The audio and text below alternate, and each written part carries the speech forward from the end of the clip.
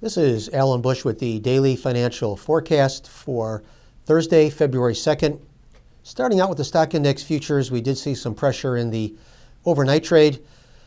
Looks like geopolitical events to some degree are considered to be a bit of a negative, at least for right now. But stock indices have been able to come back to unchanged. So we continue to see stock index futures perform very well in times of what could be construed as negative news. Also, we do feel that longer term, the main trend is still higher. And later this year, we are still expecting continued gains, including new highs across the board in all of the major indices. Moving over to the currencies, it does appear that the dollar index has topped now, even though the Fed is still the only major central bank that is likely to raise interest rates this year. And the reason we do think that the dollar is not going to advance to any appreciable degree is that apparently the Trump administration is not interested in pursuing a strong dollar policy, which reverses a decades-long period of a policy of a stronger dollar.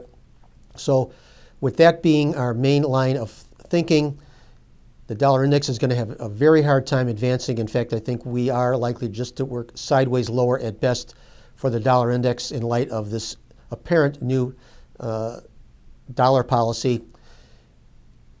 Also, the euro currency continuing to advance as recent economic news coming in better than expected.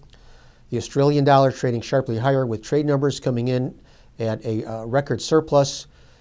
And in the interest rate futures markets, some flight to quality buying coming in. We do feel, though, that from time to time, there will be some strength due to the flight to quality influence. But once things settle down, ultimately, it'll be the inflation influence that dominates to take futures lower.